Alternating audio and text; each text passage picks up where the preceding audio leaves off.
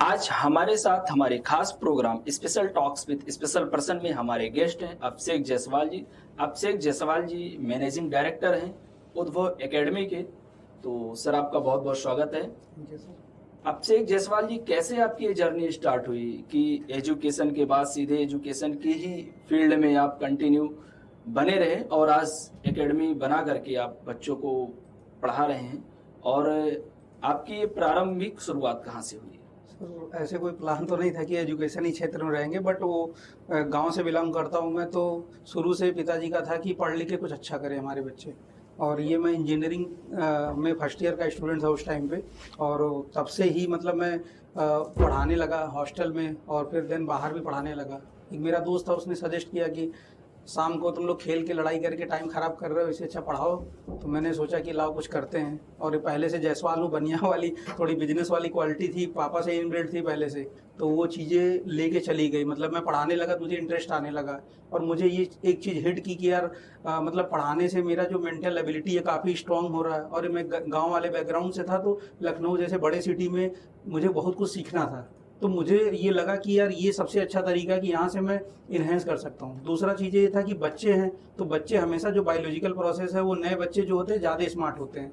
तो मुझे लगा कि मेरे से ज़्यादा छोटे बच्चे भी स्मार्ट हैं, तो मैं इनसे सीखता हूँ और ये मैं उनको सिखाऊंगा। तो एक लर्निंग डुअल प्रोसेस है, मतलब दोनों तरीके से इन और आउट दोनों हो रहा था। तो वो चीज़ें काफ़ी मुझे मतलब एक हिट करी, और मैं ये मतलब सेकेंड ईयर बीटेक से ही मैं पढ़ाना स्टार्ट कर दिया। तो मैं अपने कॉलेज में ऐसा पहला था कि जो पढ़ा रहा था, अर्न भी कर रहा था, और ये चीज़ें कॉलेज के बाद मैंने जॉब भी ज्वाइन किया, लेकिन मुझे वहाँ चीज़ें अच्छी नहीं लगी। फिर सिविल सर्विसेज भी दिया मैंने, तो वहाँ किसी कारण से नहीं हो पाया फाइनल मेरा। तो ये कब मेरा प्रोफेशन बन गया मुझे ही नहीं पता चला।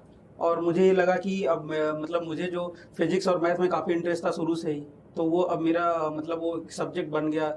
Hashtag Abhishek physics, field physics with Abhishek physics. तो वो उस चीज़ को लेके मैं जर्नी में अपने चल रहा हूँ अभी। तो अभी आपकी कितने ब्रांचेस हैं और कहाँ कहाँ हैं, और कैसे आप गोरखपुर से फिर लखनऊ रुक किए और लखनऊ में ब्रांचेस डाले? तो इसके पीछे के संघर्ष और किस तरीके की सक्सेस अभी तक आपको मिल पाई, और आगे की क्या ड्रीम है आप उद्भव एकेडमी को लेकर के? सर मैं कॉलेज के बाद तो मतलब एक पेम्पलेट मैंने 1000 प्रिंट कराया था, और उसके बाद मैं सुबेरे दौड़ने जाता था, तो उस टाइम पे मैं घर घर डाल के आया, और मुझे लगा कुछ बच्चे मिलेंगे, लेकिन एक भी बच्चा नहीं मिला। फिर एक बच्चे का कॉल आता है कुछ दिन के बाद कि सर मुझे पढ़ना है, मैं 9th में फेल हो गया हूँ मैथ्स में, तो आप किसी तरह मुझे पास कराइए। तो वो जर्नी स्टार्ट हुआ, और बच्चे का नाम शिवांश श्रीवास्तव था। और वो बच्चा मतलब कॉलेज टाइम में मैं पढ़ा रहा था, बीच में ब्रेक हो गया जॉब के टाइम पे। तो फिर वो जर्नी वहाँ से स्टार्ट होती है सर। तो मैं घर पे ही पढ़ाने लगा, घर पे पढ़ाने लगा, लगभग 40-50 बच्चे हो गए मेरे पास। और धीरे धीरे बच्चों ने बोला सर अब सेंटर डालिए, क्योंकि वहाँ गर्ल्स नहीं आ पाती थी पढ़ने। तो मैंने, मेरे लैंडलॉर्ड थे, काफ़ी हेल्प किया उन्होंने। तो एक पेम्पलेट से फिर होम ट्यूशन से लेके उद्भव एकेडमी तक की जर्नी थी। और मैंने पहले जानकीपुरम में सेंटर ओपन किया, देन 3 साल के बाद मैंने अर्जुनगंज लुलु मॉल के जो बगल में वहाँ ओपन किया, फिर तिवारीगंज में ओपन किया, और अभी जो मेरा नया सेंटर आ रहा है वो एमिटी यूनिवर्सिटी के जस्ट सामने आ रहा है। सो सर ये काफ़ी स्ट्रगल प्रोसेस था, कोरोना के टाइम में काफ़ी स्ट्रगल मैंने किया। और एडटेक कंपनियां अब इतनी आ गई हैं मार्केट में कि वहाँ से भी मुझे काफ़ी स्ट्रगल झेलना पड़ रहा है, क्योंकि उनके पास जो बैकएंड में जो सपोर्ट है वो ह्यूज अमाउंट का, इनफाइनाइट लेवल का है। बट अभी मेरे पास उतना सपोर्ट तो है नहीं। बट एक है कि मैं बच्चों के दम पे, मतलब बच्चों को जो पढ़ा के मैं एनर्जी वहाँ से कंज्यूम कर रहा हूँ, और जो बच्चे हमारे सपोर्ट कर रहे हैं, तो टोटली मतलब इसके पीछे बच्चे खड़े हैं। और हमारे साथ जो हमारे टीम मेंबर्स हैं, उद्भव एकेडमी के टीचर्स हैं, वो भी काफ़ी सपोर्ट कर रहे हैं मेरा। और मैंने एक लाइन शुरू में लिखा था, hashtag Abhishek physics is directly proportional to बच्चों की एनर्जी। मतलब मैं फिजिक्स में थोड़ा कोट में करता रहता हूँ, तो वो बच्चों की एनर्जी बढ़ती है तो मेरी भी एनर्जी बढ़ जाती है। तो उन बच्चों को देख देख के ये चीज़ें मैं यहाँ तक बनाते गया, और आज इस पड़ाव पे खड़ा हूँ कि मतलब कि अब मुझे कहीं मतलब ये चीज़ नहीं लगता कि यार अगर बच्चे हैं तो मैं सब कुछ कर सकता हूँ। मतलब एक हिट मुझे मिलता रहता है बच्चों के थ्रू, मैं उनको सारी चीज़ें, उनकी प्रॉब्लम को समझता हूँ। ऐसा नहीं खाली मैं टीचिंग कर रहा हूँ, खाली उनको पढ़ा रहा हूँ, तो वो चीज़ें बताते रहते, सर मुझे यहाँ प्रॉब्लम आ रही है तो आप सजेस्ट करेंगे। जैसे आज संडे है, तो संडे के दिन भी मैं सुबह से ही पढ़ाता रहता हूँ कि एक एक समय मैं मतलब बच्चों को दूँ। मतलब मेरी पर्सनल प्रोफेशनल लाइफ भी सब बच्चों के साथ है। तो ये जर्नी सर ऐसे ही चलती है। आपका जो एजुकेशन सिस्टम है वो किन किन वे में है कि आप किस किस फील्ड की तैयारियां कराते हैं, और कंपटीशंस में किन कंपटीशंस की तैयारियां कराते हैं, और इनके पीछे के जो चैलेंजेस हैं उसको कैसे फेस करते हैं? क्योंकि बहुत सारे तरह के बच्चे होते हैं, उनके बहुत तरीके के पेरेंट्स होते हैं, और जिस तरीके से ऑलरेडी मार्केट में बड़े बड़े संस्थान आप जिसका Yes, जिक्र भी कर रहे थे, Yes, sir. वो आपके कंपटीटर के रूप में ऑलरेडी खड़े हैं। Yes. तो ऐसी स्थिति में उद्भव एकेडमी के लिए चैलेंजिंग क्या है कि बच्चों को भी सेटिस्फाइड करना है, उनके पेरेंट्स को भी करना है और साथ ही साथ उद्भव एकेडमी की ग्रोथ को भी लेके चलना है। Yes. तो इस पे क्या आपके विचार? सर चैलेंजेस तो बहुत हैं। जिस एरा में हम पढ़ के आए थे वो हिंदी मीडियम के हम स्टूडेंट रहे हैं और अभी इंग्लिश मीडियम में इतने अपडेशन हो गया। जब हम लोग गुरुकुल व्यवस्था में पढ़े हैं सर, अभी बट पूरा ऑनलाइन पूरा चीज़ें सेटअप हो चुका है, ऐसा हो चुका है मार्केट में कि वहाँ पे इतने चैलेंजेस आ रहे हैं कि टीचर को सर्वाइव करना मुश्किल हो गया। और सर एआई के ज़माने में मुझे ये लगता है कि बच्चों को खाली अब पढ़ाने से काम नहीं चलने वाला। आप उनके पर्सनल प्रॉब्लम को देखिए, उनको मतलब जो चीज़ चाहिए, मतलब एक होता है ना कि अभी बुक है आपके पास तो उनके पास भी बुक्स है, ठीक है। पहले क्या होता था, टीचर्स के इतने मतलब बुक्स होते थे, बच्चों के पास नहीं होते थे। अब ये हर क्वेश्चन का सलूशन उनको ऑनलाइन पे है, ठीक है। तो हमें टीचर का काम है कि उनको गाइडेंस करना, किस तरह हम गाइड कर रहे हैं। और रही बात सर ये टेक कंपनियां जो बड़े बड़े कोचिंग हैं, हाँ इनसे लड़ाई तो है, बहुत बड़ी लड़ाई है। और सर इसमें हम लोग मतलब बस मेरा हमेशा एक ही फोकस होता है कि बच्चे का डेवलपमेंट कैसे करें, क्योंकि बच्चा दो तरीके का आ रहा है। एक तो जो क्रीम बच्चा है वो बड़े कंपनी मतलब बड़े कोचिंग से बात चला जा रहा है। अब जो हमारे पास बच रहे हैं सर, उसमें हमें लड़ना है कि उनको किस तरह इनहेंस कराया जाए। तो सर मैं जैसे फिजिक्स पढ़ाता हूँ तो डेली पढ़ा रहा हूँ, मार्केट में जितनी बुक्स हैं कोशिश मैं करता हूँ सारे बुक्स के क्वेश्चंस लगाए जाए बच्चे को, या उस तरह का लेवल उनको दिया जाए। सबसे पहले तो उनके कॉन्फिडेंस पे वर्क किया जाए, क्योंकि बच्चा कहता है सर मेरे से नहीं हो पाएगा, तो मैं उनको एक ही चीज बोलता हूँ, नहीं वर्ड तो अपने लाइफ से हटा दो, ठीक है, और एक हाँ वर्ड लेके आओ कि मैं कर सकता हूँ। तो फिर सर उनके सबसे पहले मेरी ये सबसे बड़ी लड़ाई है इस समय कि उनके मेंटली उनके साथ बैठा जाए या पीसफुली उनको समझाया जाए पहले, क्योंकि इतने रस में माँ बाप समय दे नहीं पा रहे हैं, स्कूल में इतना समय दे नहीं पा रहे हैं, तो बच्चा कौन, कोचिंग, ठीक है। अगर हम कोचिंग में भी होके ये समझ लें कि बच्चे को आता है और हम इसको खाली पॉलिश कर दे तो हो जाएगा, इससे नहीं होने वाला। सो सबसे पहले मेंटली हमें जाना पड़ता है बच्चों के साथ कि यार इस बच्चे को क्या नीड है। और एक एक बच्चे से सर मैं जनरली बैठ के बात करता हूँ, या जब भी मेरे पास जो बच्चा आता है तो उनके पेरेंट्स को जरूर मैं बुलाता हूँ, विदाउट पेरेंट एडमिशन ही नहीं लेता हूँ, तो उनको एग्जैक्ट पता चले कि हमारे बच्चे के अंदर क्या है। जैसे आजकल सर ट्रेंड चल रहा है कि हमारे समाज में 90% ले आओ तो तुम बहुत अच्छे हो पढ़ने में, तो मुझे नहीं लगता कि 99 वाला भी आईआईटी निकाल सकता है या नीट निकाल सकता है, या एनडीए निकाल सकता है। तो वो पर्सनल है कि बच्चा कैपेबल कितना है, मतलब किस सिचुएशन को कितना टैकल कर ले रहा है। अभी प्रॉब्लम क्या है कि हम उसको एकदम मतलब वो एकदम मशीन की तरह बना दे रहे हैं कि नहीं 90 लेके आओ तुम कैपेबल हो जाओगे। तो सर ये बहुत मतलब मिसकंसेप्शन चल रहा है इस समय मार्केट में, या हम बहुत बड़े कोचिंग है तो हम इनको एकदम से मशीन में डाल देंगे और ये आउटपुट देते रहेंगे, बट ऐसा नहीं है सर। हर बच्चा हर उसका अलग एबिलिटी है, या दिमाग तो सबके पास है। We are precious on the earth, मतलब हम लोग अर्थ पे सबसे प्रीसियस हैं, बट सबसे ज्यादा उसको चाहिए क्या, उसके दिमाग को। जैसे एक पेड़ है उसको कितना पानी चाहिए तो उसका भी लिमिट है, इसी तरह बच्चे के दिमाग के साथ भी कितना एफर्ट लगाना है हमें, तो किस डायरेक्शन में बच्चा डाइवर्ज करेगा, तो वो चीजें सर हम देख रहे हैं। और सर तैयारी की बात है तो सर हम सबसे पहले मैं कोशिश यही रहता है कि बच्चे का बेसिक सही किया जाए। अगर बेसिक सही हो गया तो सर आज के 10 साल पहले कोई कोचिंग नहीं थी इतनी बड़ी बड़ी, बच्चे वही बुक पढ़ के आईआईटी निकाल रहे थे, एनडीए निकाल रहे थे, नीट निकाल रहे थे। बट अभी क्या होगा, इतना फैसिनेटिंग हो गया चीजें कि नहीं भाई मैं यहाँ करूंगा तो बस पक्का मैं तो आईआईटी जाऊंगा ही।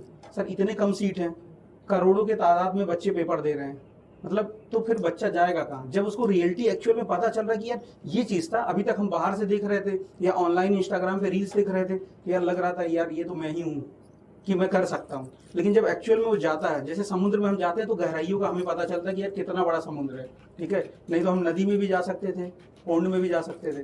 तो एक्चुअल में सर मुझे लगता है कि बेसिक्स अगर सही किया जाए तो बच्चा चलना तो सीखे, पहले उसको तुरंत सवार करा दिया जा रहा है, नहीं तुम बैठो यहाँ पे और तुम कर ले जाओगे। तो सर उसको भी कैपेबिलिटी अपनी नहीं पता है, और पेरेंट्स को भी नहीं पता है कि हमारे बच्चे की कैपेबिलिटी क्या है। तो पहले जानना तो ये जरूरी है। तो सर देन इसके बाद का जो प्रोसीजर है, अगर मुझे लगता है ये बच्चा है तो मैं उस तरह के उनको मतलब जो भी क्वेश्चंस हैं, नंबर ऑफ न्यूमेरिकल्स हैं, जैसे पर चैप्टर्स में मैं लगभग 100+ न्यूमेरिकल करा रहा हूँ। मतलब असाइनमेंट दे के अगर काउंट किया जाए 200-250 क्वेश्चन ये ऑफलाइन में मैं करा रहा हूँ इतना बच्चों को, कि वो बच्चा कहता है कि सर डेली क्लास रखो, इसलिए मैं संडे को भी देख रहा हूँ। तो अगर बच्चे को हम उस लेवल पे बना दें तो फिर सर आईआईटी कोई इम्पॉसिबल नहीं है, ना नीट इम्पॉसिबल है, ना एनडीए इम्पॉसिबल है, कोई भी एग्जाम इम्पॉसिबल नहीं। तो मेरा ये थॉट प्रोसेस है, मतलब बच्चों को लेके सर। एक ब्रांच, एक से दो, दूसरे तीसरे ब्रांच, आगे का क्या विजन है और किस तरीके से, क्या आप ऑनलाइन भी बैचेस शुरू करने वाले हैं? अगर ऐसा है तो एक तो बच्चे कैसे आपसे जुड़े, उनके पेरेंट्स कैसे आपसे जुड़े, और आपकी आगामी रणनीतियां जो हैं आपके विजन को लेकर के वो क्या है? सर एक कहावत है कि अगर समय के हिसाब से ना बदलो तो समय आपको बदल देता है। तो मैं सोच रहा हूँ कि अब चीज़ें समय आ गया कि मैं भी ऑनलाइन पे लेके जाऊँ और फुल फ्लेज में लेके आ रहे हैं हमारी टीम के साथ सर। और इसको हम लोग कोर्सेज डिजाइन कर रहे हैं, इसके जो पीपीटीज हैं वो बना रहे हैं कि बच्चों को किस तरह ईजी हो जाए, मतलब चीज़ों को समझाना। बट मैं अभी भी कहूँगा sir offline is best. Offline का टक्कर कोई भी नहीं ले सकता। बट सर वही मैं बोला ना, समय के हिसाब से मुझे भी चीज़ें टैकल करनी पड़ेगी। तो जो नया सेंटर हम लोग बना रहे हैं सर, इस पे हम लोग आईआईटी के लिए, नीट के लिए, एनडीए के लिए और एकेडमी के लिए सबसे ज़्यादा हमारा फोकस है 9-10। क्योंकि सर अभी क्या हो रहा है ना कि सब 11-12 और आईआईटी नीट पे लगे हुए हैं कि बच्चों को आईआईटी निकलवा देंगे, ये करवा देंगे, वो करवा देंगे, मतलब तमाम तरह की चीज़ें फैलाई जा रही हैं। बट सर अगर बेसिक 9-10 पे हम फोकस करें और बच्चे का लेवल वहाँ सही कर दें तो बच्चा एक सोचने पे मजबूर होगा, यार अब तो मेरा लेवल काफ़ी अच्छा है।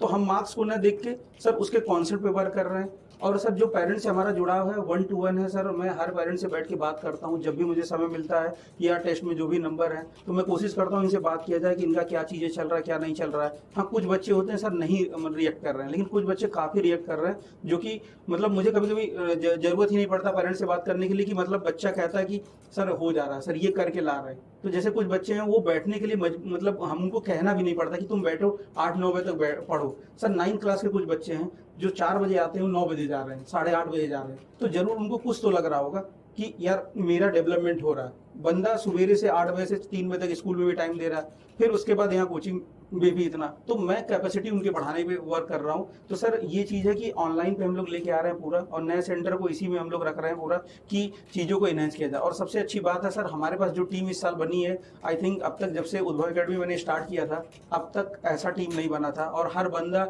एक है ना कि उसके अंदर एनर्जी है कि नहीं सर आपके साथ काम करना है मुझे, मतलब हर बंदा अपनी तरफ से एनर्जी दे रहा, नहीं अभिषेक सर के साथ काम करना है तो करना है। वो जो भी हो मेरे अंदर सर, मेरी ईमानदारी हो या डेडिकेशन हो, और जो मैं मेहनत करता हूँ, जो बोलता हूँ सबके साथ करता हूँ, तो एक बिहेवियर भी जो है उस चीज़ में काउंट हो रहा है सर। ठीक है सो तो मैं अभी ऑनलाइन पे फुल फ्लेज में आ रहा हूँ सर इस साल। अपेक्षा बड़े संस्थानों के, शिक्षण संस्थानों के जो ऑलरेडी हैं, यस उनकी फीस को लेकर के, उनकी व्यवस्थाओं को लेकर के, और जिस तरीके से वो अपने बच्चों को व्यवस्थाएं दे रहे हैं, उद्भव एकेडमी किस लेवल पे व्यवस्थाएं दे रहा है और फीस का स्केल क्या है आपका, उनसे प्लस है माइनस है किस तरीके से है? और जो कह लीजिए कि कभी कभी ऐसे भी बच्चे आते हैं जो कैपेबल नहीं होते हैं और उनके पेरेंट्स भी चाहते हैं, बच्चे भी चाहते हैं आगे बढ़े, तो ऐसे बच्चों के लिए उद्भव एकेडमी क्या कर रही है? सर पहली बात तो जब मैंने कोचिंग खोला था तो मतलब बहुत स्ट्रगल से खोला था, घर पे भी नहीं बताया था जब पहला ब्रांच खोला था, क्योंकि पिताजी एग्री नहीं थे कि मैं, उनको लगता था कि मेरा लड़का अधिकारी बने, और चीज़ें नहीं हो पाई। तो मैं एक था ना कि जो चीज़ मुझे आती थी वो कब प्रोफेशन बन गया मुझे पता नहीं चला। तो सर बहुत बच्चे ऐसे भी आते हैं कि जिनके फादर नहीं है या जिनकी फाइनेंशियल कंडीशन अच्छे नहीं है, तो मैं उसको बहुत ज़्यादा कंसिडर करता हूँ। तो फीस तो जो है ही है सर, उन संस्थान के कंपैरिजन में काफ़ी कम फीस है। और उसके बाद भी अगर कोई बोलता है मेरे से, कोई पेरेंट आके बोलता है कि सर मेरी स्थिति नहीं अच्छी है या मेरी कमाई ही इतनी है, तो उस पर सर मैं कोशिश करता हूँ कि उनको मैं पेन दे देता हूँ, कॉपी दे देता हूँ, भाई जो आपको लगे आप लिखिए इस पर, मैं उसके साथ खड़ा हूँ। क्योंकि मेरे भी फादर नहीं है सर, तो वो चीज़ मैं समझता हूँ कि किसके साथ फाइनेंशियल क्राइसिस कितना लेवल तक हो सकता है, या एक बंदा कहाँ से उठा है, मैं कहाँ से उठ के आया हूँ। तो मेरे कोचिंग का टैगलाइन ही है the success start with zero. तो सर उसी नाम पे ही उद्भव एकेडमी पड़ा था। सनराइजिंग उद्भव का मतलब होता है the success start with zero. तो सर वहाँ से चीज़ें लेके चला मैं, तो मैं इस चीज़ को काफ़ी कंसिडर करता हूँ कि अगर कोई पेरेंट पर्सनली प्रॉब्लम में है या जो मैं कहीं हेल्प कर सकूँ, अगर सर मैं भी यहाँ बैठा हूँ अगर आज, तो मेरे भी पीछे 10 लोगों का हाथ है। तो वो चीज़ मैं हमेशा कंसिडर करता हूँ कि अगर पेरेंट का भी मैं उनके साथ में खड़े हो जाऊंगा या बच्चों के साथ में खड़ा हो जाऊंगा, बिना कोई अनएक्सपेक्टेड, मतलब मैं कोई एक्सपेक्टेशन नहीं रहता है कि मैं इनसे एक्सपेक्ट करूं कि ये चीज़ मुझे मिलेगा रिटर्न में। बस एक ही चीज़ मैं चाहता हूँ, रिजल्ट मिल जाए मुझे, क्योंकि रिजल्ट वाले दिन सर बहुत प्रेशर होता है। मेरे टीम मेंबर भी काफ़ी परेशान रहता है, सर परेशान नहीं हुई, रिजल्ट अच्छा ही आएगा। तो सर उस दिन काफ़ी बेचैनी रहता है। तो इस साल मेरा एक नया टारगेट था कि 10-12 का तो रिजल्ट आ ही रहा है, इस बार मैंने 9th-11th में टीचर्स को काफ़ी मतलब स्ट्रिक्ट किया है कि मुझे वहाँ भी रैंक चाहिए, 9th और 11th में भी रैंक्स आए। तो सर अभी मतलब ये है, मतलब बच्चों के लिए डेडिकेशन ही है, पेरेंट के लिए डेडिकेशन। जो बच्चे उद्भव एकेडमी के साथ जुड़ना चाहें या जो पेरेंट्स अपने बच्चों को आपके यहाँ भेजना चाहें, क्योंकि आपकी तो ज़्यादा पॉसिबिलिटी अभी फिजिकली ही है, आपका कहना भी है कि फोकस आपका उसी पे है, तो आपके जो ब्रांचेज है उसके नियरेस्ट जो लोग हैं वो आपसे जुड़ करके अपने बच्चों को आपके यहाँ पढ़ाना चाहें, तो कैसे आपसे संपर्क कर सकते हैं? क्या आपके पास साधन वगैरह हैं, किस तरीके से? वैन सिस्टम तो हमने इस बार लगाया ही है, बाकी का अगर कोई आना चाहे तो नंबर है मेरा, गूगल पे मिल जाएगा आपको, उद्भव एकेडमी आप उस पर टाइप करिए, आपको सब कुछ मिल जाएगा, लोकेशन क्या है सब कुछ मिल जाएगा। और वैन फैसिलिटी भी हम लोग स्टार्ट कर रहे हैं, भी जैसा कि हम थोड़ी देर पहले ही बात कर रहे थे कि मतलब वैन फैसिलिटी दे रहे हैं। और चीज़ें अगर किसी को लग रहा है कि हाँ वो फाइनेंशियली नहीं सपोर्ट कर पा रहा, तो उसमें भी हम काफ़ी छूट देंगे। बच्चा मतलब सर एक एम है खाली कि बच्चे को पढ़ाना है। अगर बच्चा थोड़ा सर्वाइव करके भी आ रहा प्रॉब्लम में है तो मैं कोशिश करूंगा। जैसे अभी बच्चे ने बोला कि सर मेरा डिस्टेंस 8 किलोमीटर है, तो बट सर आप, मैंने उसको फोन पे ही मतलब डेमो दिया है, तो बोला सर अगर एक मेरे साथ एहसान कर दीजिए, आप पढ़ा दीजिए मुझे, खाली बस मुझे पढ़ना है खाली। तो मैंने कहा बेटा इसमें एहसान वाली कोई बात नहीं है, मेरा काम, मैं गुरु हूँ, मेरा पढ़ाना ही काम है। सो आप आओ, जितना हो पाएगा वैन का जो भी एक्सपेंडिचर होगा मैं कोशिश करूंगा उसको किसी तरह मैनेज किया जाए।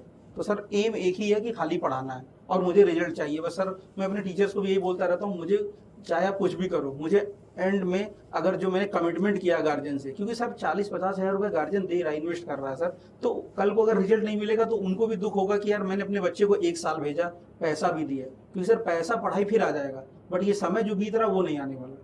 तो सर मैं इस पे काफी फोकस्ड हूँ। आप लोग तो पूरी मेहनत करते हैं कोचिंग्स में बच्चों के मतलब सुधार को लेकर के, उनकी शिक्षा को लेकर के, तो बच्चों के पेरेंट्स को एज ए मैनेजिंग डायरेक्टर एक शिक्षण संस्थान अभिषेक जायसवाल जी क्या सुझाव देना चाहेंगे कि वो बच्चों को किस तरीके से केयर करके रखें? क्योंकि आप तो अपनी 100% दे रहे हैं, लेकिन पेरेंट्स की जो लायबिलिटी है उसके लिए आप क्या समझते हैं कि ऐसा क्या उनको अपने बच्चों को केयर करनी चाहिए जो कि वो उनको और बेहतर बना सकता है बच्चों को? सर लायबिलिटी इस जमाने में फोन सबसे बड़ा डिस्ट्रैक्शन है, तो मैं तो चाहूंगा 12th तक बच्चों को फोन कम से कम मिले।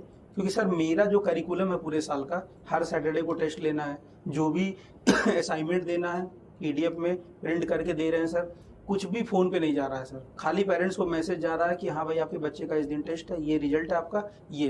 तो सर एज अ पेरेंट भी उनको देखना चाहिए कि मेरा बच्चा कर क्या रहा है, क्योंकि सर पेरेंट मतलब एक्सपीरियंस्ड, हर एक चीज एक्सपीरियंस करके बैठे हैं। अगर 2 बच्चे हैं तो उनसे बड़ा एक्सपीरियंस किसी के पास नहीं, तो उनको इतना ट्रैक करना चाहिए कि मेरा बच्चा किस डायरेक्शन में जा रहा है, या कोचिंग में बात करिए आप, या स्कूल में बात करिए, या ट्रैक करिए थोड़ा कहाँ जा रहा है। 1 हफ्ता आप टाइम दीजिए बच्चे पे, तो आपको पता चल जाएगा कि उसका साइकोलॉजी है क्या, बच्चा हमारा कर क्या रहा है, सही डायरेक्शन में कि खराब डायरेक्शन में। तो प्रॉब्लम ये है कि सर गार्जियन थोड़े ज्यादा बिजी है या हम डिपेंडेंट हो जाते हैं, तो उस टाइम पे थोड़ी प्रॉब्लम आ रही है। बट सर अभी भी बहुत ऐसे बच्चे हैं जो काफ़ी ईमानदारी से डेडिकेशन के साथ काम कर रहे हैं। लेकिन हाँ, ऐसा सिनेरियो हो गया इस समय हमारे मतलब जो भी हमारा ये है कि मतलब कोई बच्चे के पास आईफोन है या किसी के पास कार है, तो हम बच्चे मतलब उस उम्र में ऐसा होता है ना, भटकाव बहुत होता है, डिस्ट्रैक्शन बहुत होते हैं, तो देख के यार इसके पास है मेरे पास क्यों नहीं है। तो इन चीज़ों को बच्चों को मेंटली मजबूत करना चाहिए, उनसे बैठ के बात करना चाहिए, मतलब एज अ फ्रेंडली रहिए, आप बात करिए। सबसे सर मिसकम्युनिकेशन सबसे बड़ा इस समय डिसएडवांटेज हो गया, मतलब आजकल के समाज में हमारे कि कोई पेरेंट्स बात नहीं कर रहा बच्चे से। एक बार एटलीस्ट बैठ के बात करिए, बच्चे की मेंटेलिटी समझिए, तो वो पता चलेगा कि इसका थॉट प्रोसेस क्या क्या चल रहा है दिमाग में, अब इसके लिए हमें क्या करना होगा। तो उसीलिए सर मैं बात करता रहता हूँ बच्चों से। अब मैं देखूंगा क्लास में किसी भी बच्चे के चेहरे पे सीकन है तो समझ में आ जाएगा इस बच्चे के अंदर क्या चल रहा है। तो वो चीज़ें हैं, जैसे पेरेंट्स भी बोलते हैं कि सर हाँ ये दिक्कत है, आप देखिए आप बात कर लीजिए, तो उन चीज़ों पे एक एक चीज़ पे मैं कोशिश करता हूँ कि पॉइंट आउट किया जाए बच्चे को, तभी एक निखर के आएगा। और सर देखिए मेरे हिसाब से बच्चे का डेवलपमेंट कब होगा, जब पेरेंट और टीचर दोनों मिल जाए सर, एक उनका समागम हो जाए तो एक अच्छा बच्चा, उसका फ्यूचर दिखेगा, तभी दिखेगा, अदरवाइज मुझे तो नहीं लगता है कि दिखने वाला है। बहुत अच्छा लगा अभिषेक जी आपसे वार्ता करके, और उद्भव एकेडमी के लिए हमारी शुभकामनाएं। नमस्कार, धन्यवाद।